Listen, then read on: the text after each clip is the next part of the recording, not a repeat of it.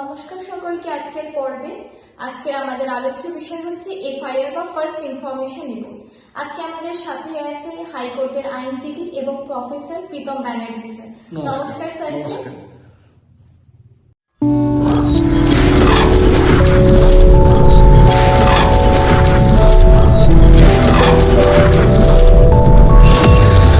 স্যারকে কিছু প্রশ্ন জিজ্ঞেস করার আছে এফআইআর এর ব্যাপারে। এফআইআর বা ফার্স্ট ইনফরমেশন রিপোর্টটা কি স্যার? এফআইআর বা ফার্স্ট ইনফরমেশন রিপোর্ট হচ্ছে এটা আমাদের ফৌজদারি কার্যবিধি অর্থাৎ কোড অফ ক্রিমিনাল প্রসিডিয়ার তার 154 নম্বর ধারা অর্থাৎ 154-এ বলা আছে যে যদি কোনো কগনিজেবল অফেন্স ঘটে থাকে তাহলে কোনো ব্যক্তি থানায় গিয়ে সেই বিষয়ে অভিযোগ করতে পারেন। কগনিজেবল অফেন্স বেসিক্যালি যেটা বোঝায় যে মোটামুটি যেগুলো একটু গুরুতর অপরাধ, মোটামুটিভাবে যেগুলোর সাজা 2 বছরের বেশি অন্ততপক্ষে, সেগুলোই মোটামুটি আমাদের ফৌজদারি কার্যবিধিতে কগনিজেবল অফেন্স হিসেবে পরিগণিত হয়েছে। তা এরকম একটা যদি কগনিজেবল অফেন্স ঘটে তাহলে কোনো ব্যক্তি থানায় গিয়ে সেই অভিযোগ করলে সেই অভিযোগটা সেখানে সেই পুলিশ অফিসার সেটা লিখে রাখবেন এবং তাকে সেইটার ওপর তখন তিনি ব্যবস্থা নেবেন। এটাই হচ্ছে ফার্স্ট ইনফরমেশন রিপোর্ট।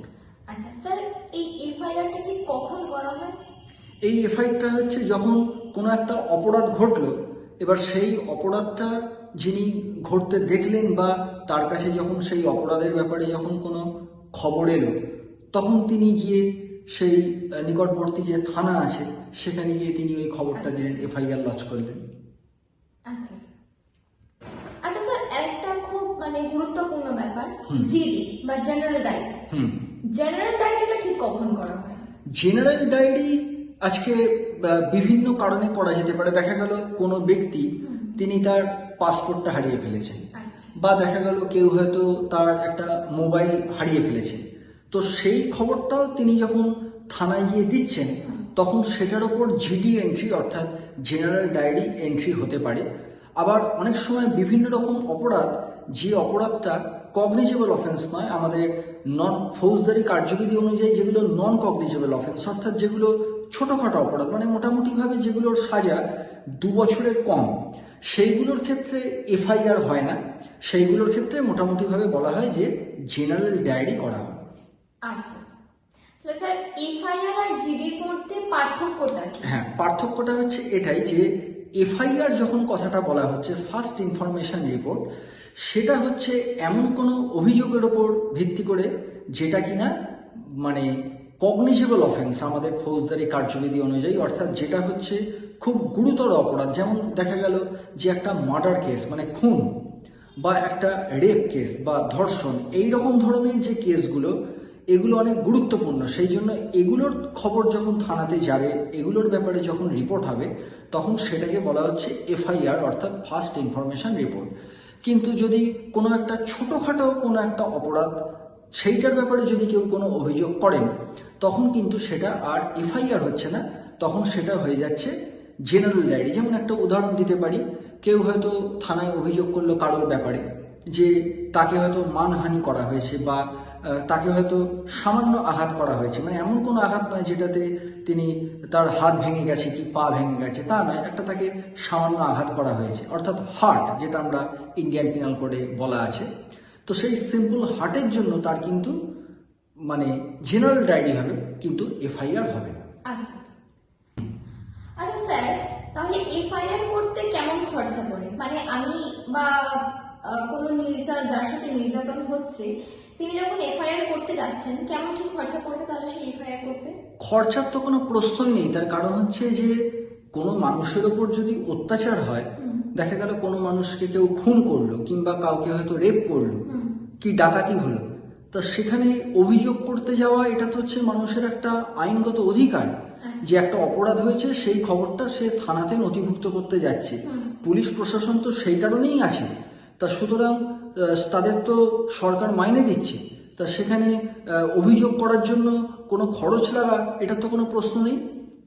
কিন্তু স্যার, এখন যা সময়কাল এসছে তাতে যে কেউ যার সাথেই নির্যাতন হচ্ছে না কেন, তিনি যখন যাচ্ছেন এফআইআর করতে, পুলিশ তার ফিনান্সিয়াল স্টেটাস দেখে বুঝতে পারছেন বা যে কোনো রকম দেখেই বুঝে একটা এফআইআর এর উপর চার্জ বসাচ্ছে, এবং যতক্ষণ না এই এফআইআর এর চার্জটা পুলিশকে দেওয়া হচ্ছে ততক্ষণ কিন্তু পুলিশ এফআইআর করছে না বা নিচ্ছেও না। ফলে অপরাধটা কি হচ্ছে, আরো মাত্রা ছাড়া হয়ে যাচ্ছে, বা সাধারণ মানুষের যে অ্যাডমিনিস্ট্রেটিভ সিস্টেমটা তার উপর দিয়ে বিশ্বাস হারিয়ে যাচ্ছে। এটা অত্যন্ত দুঃখের ব্যাপার। এটা একটা অপরাধ, যে পুলিশ অফিসার এই কাজটা করছেন এটা একটা অপরাধ করছেন, এবং এটা আমাদের আইনে কোথাও এরকম বলা নেই টাকা চাওয়ার কোনো প্রশ্নই নেই। যদি তিনি চেয়ে থাকেন এটা একটা গর্হিত অপরাধ, এবং আমার মনে হয় তার বিরুদ্ধে ডিসিপ্লিনারি অ্যাকশন নেওয়া উচিত। শুধু তাই নয়, আমাদের ক্রিমিনাল প্রসিডিওর কোড এবং আমাদের যে দণ্ডবিধি আছে সেই অনুযায়ী তার শাস্তি হওয়া উচিত, অর্থাৎ ফৌজদারি আইন অনুযায়ী তার শাস্তি হওয়া উচিত বলেই আমি মনে করি। আচ্ছা আচ্ছা, এবার আমার নেক্সট প্রশ্ন যেটা, এফআইআর এর কপি কি পাওয়া যেতে পারে? মানে কে পেতে পারে? অভিযোগকারী? অভিযোগকারী। হ্যাঁ, অবশ্যই পাওয়া যেতে পারে। তার কারণ আমাদের সেকশন 154-তেই সাবসেকশন 2-তে বলে দেওয়া আছে যে a copy of FIR will be provided free of cost to the informant, অর্থাৎ ওই যে এফআইআর তার একটা কপি ফ্রি অফ কস্ট, অর্থাৎ কোনো রকম খরচ ছাড়াই অভিযোগকারীকে দিতে হবে। আচ্ছা স্যার, তাহলে এক্ষেত্রেও কি কোনো খরচ লাগবে এফআইআর এর কপি তুলতে? না, এফআইআর এর কপি তুলতে তো কোনো খরচের কোনো প্রশ্নই নেই।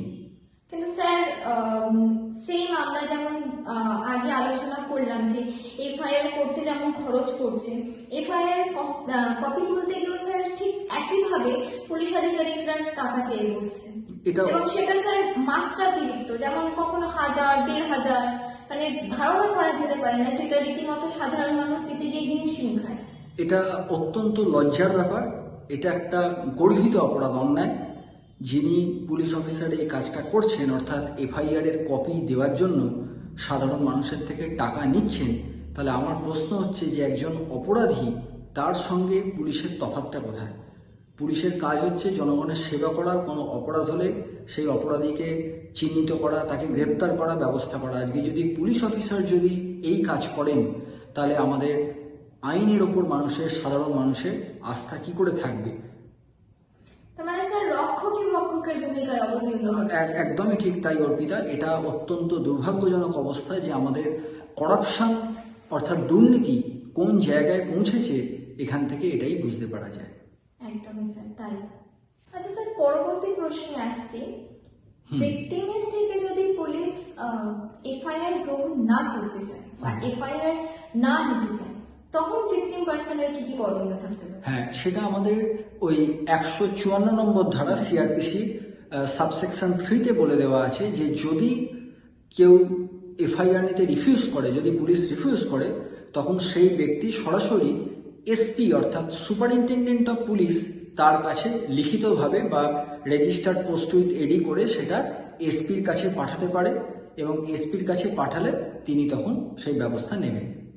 আচ্ছা, মনে করুন যদি এসপিও এই ব্যাপারে কোনো পদক্ষেপ না নেয়, তখন ভিকটিম পার্সন কি করবে? তাহলে যদি এসপিও তারপরে যদি কোনো পদক্ষেপ না নেন, তাহলে তিনি সরাসরি ম্যাজিস্ট্রেটের কাছে সেকশন 200 ধারা অনুযায়ী সেখানে কমপ্লেন লজ করতে পারেন, এবং সেই কমপ্লেন লজ করলে সেখানে আমাদের 190 নম্বর যে ধারা আছে 190, সেই অনুযায়ী বলে দেওয়া আছে সেখানে magistrate can take the cognizance on the basis of the complain. যদি এর পরেও সেরকমভাবে সুরাহা না হয়, তাহলে তার পরবর্তী ক্ষেত্রে সেখানে পুলিশ ইনঅ্যাকশনের এগেনস্টে হাইকোর্টেতে রিট পিটিশন ফাইল করা যেতে পারে। আচ্ছা আচ্ছা স্যার, অনেক জায়গায় দেখা যায় বা অনেক ক্ষেত্রে না এটা হয় যে ধরুন জিনিস চুরি হয়ে গেছে, সাপোজ মোবাইল চুরি হয়ে গেছে বা পার্স চুরি হয়ে গেছে, বা ব্যাগের থেকে কেটে কেউ হয়তো কোথাও যাচ্ছে সেখান থেকে ব্যাগ কেটে পার্স নিয়ে চলে যাচ্ছে, এবং সেই সময় যখন পুলিশের কাছে একটা এফআইআর করতে যাওয়া হচ্ছে যেমন জিনিস চুরি হয়ে গেছে, পুলিশ তখন সেখানে ফোর্স করছে যে আপনি আপনার বয়ানটা চেঞ্জ করুন এবং আপনি চুরি লিখতে পারবেন না, ওখানে লিখুন যে আপনার দোষে আপনার জিনিসটা হারিয়েছে। এই যে চুরি হয়ে যাওয়া এবং হারিয়ে ফেলা, মোবাইল চুরি হয়ে যাওয়া, এইখানে যে বয়ানটা উনি চেঞ্জ করছেন সেক্ষেত্রে কি করণীয় হতে পারে? এই জিনিসটা মানে আমিও আমার এই ব্যাকগ্রাউন্ডে আসার আগে অনেকবার ভুগেছি যে আমার মোবাইল চুরি হয়ে গেছে, পার্স চুরি হয়ে গেছে, টাকা চুরি হয়ে গেছে, এবং ওনারা আমি চুরি লিখতে পারছি না, ওনারা আমাকে বারবার বলছেন যে আপনাকে ডায়েরিটাই লিখতে হবে, যে আমি জিডি করতে চাই এফআইআর, এবং এমনকি বলছে যে আমাদেরকে আইন শেখাতে আসবেন না, কি কোথায় কোনটা লিখতে হয় সেটা আমরা ভালো করে জানি। এক্ষেত্রে ভিকটিমের কি করণীয়? খুবই দুর্ভাগ্যজনক, খুবই একটা কঠিন বাস্তবের কথা অর্পিতা তুমি বলেছো, যে তুমি নিজেও এই আইনের জগতের, তা তুমি আইনের জগতের হয়েও তুমি যে শিকার হলে, ব্যাপারটা খুবই দুর্ভাগ্যজনক।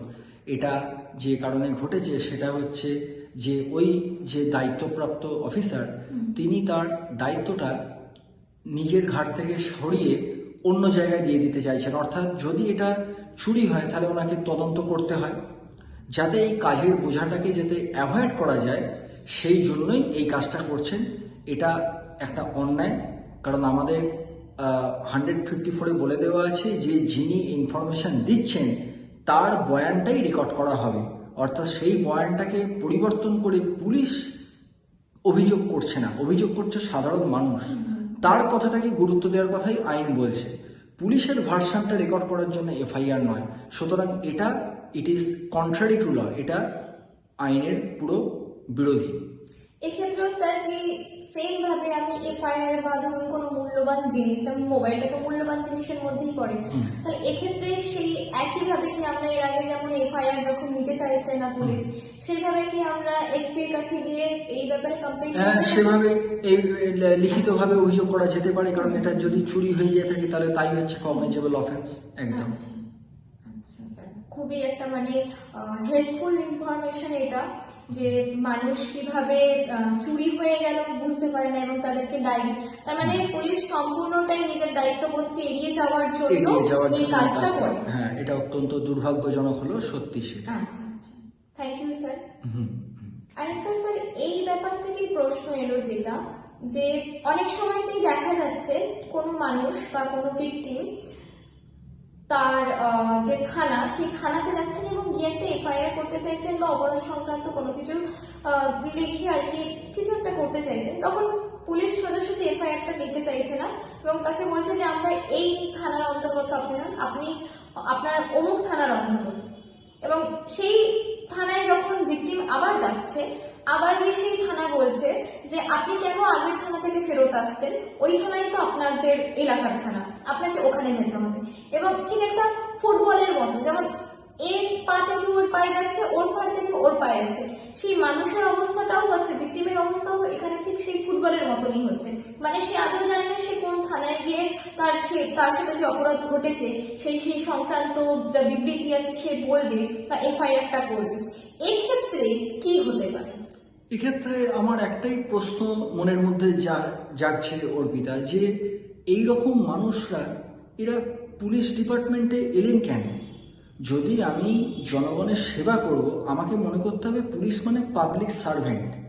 তুমি নিশ্চয়ই জানো যে পুলিশ হচ্ছে পাবলিক সার্ভেন্ট, আইনে বলা আছে। তাহলে যদি আমার মানসিকতা থাকে আমি কাজ করব না, তাহলে আমি পুলিশের ডিপার্টমেন্টে আমি এলাম কেন? তাহলে এই যে দায়িত্ববোধকে অস্বীকার করে যাওয়া, দায়িত্ব নিজের ঘাট থেকে চাপিয়ে অন্যর কাছে দিয়ে দেওয়া, এতে আলটিমেটলি হচ্ছেটা কি? সমাজে আরও যারা সমাজ বিরোধী আছে, যারা দুষ্কৃতী আছে, তারা আরও পার পেয়ে যাচ্ছে, তারা অপরাধ কাজ করার আরও মানে ইন্ধন তাদের বলে পুলিশের থেকেই তারা পাচ্ছে। এটাই বলতে হয় দুর্ভাগ্যজনকভাবে। খুবই মানে স্যার খারাপ অবস্থা সমাজে, পাবলিক সার্ভেন্ট হয়েও তারা জনগণের রক্ষা করতে এসেও তারা নিজেদের দায়িত্ববোধ সংক্রান্ত ব্যাপারে কোনো কিছুই মাথায় রাখছে না। তার থেকে বড় কথা স্যার, তারা জনগণকে হেনস্থা করে। মানে বেশিরভাগ সময়তেই আমরা দেখতে পাচ্ছি যে পুলিশের রোল যদি কোথাও 10% ভালো হয়, 90%ই সেখানে খারাপ। তারা নিজেদের সিগনিফিকেন্টটা এমন ভাবে নিয়ে আসে স্যার, খুবই খারাপ। অর্থাৎ মানে যেটা বোঝা যাচ্ছে যেন এরকম ব্যাপারটা, যে যার থেকে মানে চুরি হয়েছে যেন দোষটা তারই। অর্থাৎ চুরি যে করলো তার দোষ নয়, যার থেকে চুরি চুরি করলো হয়েছে সে দোষী হয়ে তার যাবে। কাছে জিনিসটা এলো কোথা থেকে, হ্যাঁ। যদি একটা হ্যাঁ। অ্যামাউন্টও থাকে তাহলে তার কাছ থেকে অ্যামাউন্টটা এলো কোথা থেকে, সে কোথা থেকে পাচ্ছে, সে কিভাবে পাচ্ছে, মানে এইরকম একটা জিনিসের উদাহরণ দিতে দিতে শেষে গিয়ে মানুষজন বলে যে থাক আমার আর হ্যাঁ। আইনের বা দরজায় দেখা ঢুকে গেল কোনো লাভ বা নেই। দেখা গেল আমরা অনেক জিনিসই আমরা যখন হারিয়ে ফেলি বা কি আমাদের তো কাগজপত্র সব রেখে দেওয়া সম্ভব না। না। কত জিনিস দেখা গেল কেউ যদি বলে যে তার কাগজপত্র প্রমাণপত্র, এ তো সম্ভব না। একদমই তা ন্যাচারালি এই জিনিসগুলো খুবই একটা মানে ফ্লজ অফ দ্য ল, আইনের ভাগ। একদমই স্যার, খুবই মানে ভীষণই খারাপ ব্যাপার যে এরকম ভাবে সাধারণ মানুষজন ক্রমাগত হেনস্থা হয়ে যাচ্ছে। স্যার, পরবর্তী একটা প্রশ্ন, মহিলারা যদি এফআইআর করতে চান তাহলে কি মহিলা পুলিশ অফিসারের কাছে এফআইআর করতে পারেন? হ্যাঁ, 154 নম্বর ধারা অর্থাৎ 154 সাবসেকশন 1-এ পরিষ্কার বলে দেওয়া আছে যে যদি কোনো মহিলার ওপর বিশেষ কিছু ধরনের অপরাধ, যেমন ধরুন কোনো একটা সেক্সুয়াল টর্চার কিছু হলো বা রেপ হলো বা মলেস্টেশন হলো, এরকম ধরনের বিশেষ বিশেষ অপরাধ হলো, তাহলে সেক্ষেত্রে অবশ্যই সেই অভিযোগটা মহিলা পুলিশ অফিসারের কাছেই করতে হবে। এবং এটাও বলে দেওয়া আছে যে যদি সেই মহিলা যার উপর এই রেপ বা মলেস্টেশন হয়েছে তিনি যদি মানসিকভাবে বিপর্যস্ত হন, অর্থাৎ যদি উনি থানায় যাওয়ার এবং থানায় গিয়ে অভিযোগ করার মতো অবস্থায় যদি না থেকে থাকেন, তাহলে সেই মহিলা পুলিশ অফিসার তার বাড়িতে গিয়ে বা যে জায়গায় তিনি নিরাপদ মনে করছেন সেই জায়গায় গিয়ে তার সেই স্টেটমেন্ট বা বিবৃতি রেকর্ড করবেন। অর্থাৎ অভিযোগকারিনী যে জায়গা পছন্দ করবে, নিরাপদ বলে মনে করবে, সেই জায়গাতেই সেই মহিলা পুলিশ অফিসার যাবেন এবং সেই অভিযোগকারিনীর যে বিবৃতি আছে সেটাকে রেকর্ড করবেন। এটাই 154 সাবসেকশন 1-এ বলা আছে। স্যার, অনেক অনেক ধন্যবাদ আপনাকে। আজকে অনেক কিছু আলোচনা করে জানতে পারলাম এবং জনসচেতনতা বাড়লো স্যার এখান থেকে। মানুষ এর মাধ্যমে জানতে পারবে তাদের আইনগত অধিকারগুলি কি কি, এবং যখন কেউ নির্যাতনের শিকার হবে বা কোনো ভিকটিম পার্সন যখন এফআইআর করতে যাবে এবং পুলিশ যে তাদের সঙ্গে যে ব্যবহারটা করে একটা এফআইআর এর চার্জ নিয়ে, সেই জায়গা থেকে পুলিশ যদি এফআইআর না নেয় সেখান থেকে সে কি কি করতে পারবে এবং কিভাবে তার যে সুরাহা হবে, এগুলো আমরা জানতে পারলাম। অনেক ধন্যবাদ আপনাকে, কারণ আমি মনে করি, আমি না এবং সবাইরই এটা মনে করা দরকার যে শুধুমাত্র আইনগত অধিকার নয়, তার সঙ্গে সাংবিধানিক অধিকারগুলোও তার জানা উচিত। এবং আমরা যে দেশে বসবাস করছি সেই দেশ আমাদেরকে কি কি সুবিধা দিচ্ছে, কি কি অধিকার দিচ্ছে আমাদেরকে বেঁচে থাকার জন্য, এগুলো স্যার জানা খুবই দরকার। আজকে এই আলোচনার মাধ্যমে স্যার জানতে পারলাম এবং আশা করছি এই ভিডিওর মাধ্যমে বাকি যারা দেখছেন বা দর্শক যারা আছেন তারাও অনেকটাই উপকৃত হবেন। এই বলে নমস্কার, আজকের পর্ব শেষ করছি। দেখা হবে পরবর্তী। নমস্কার।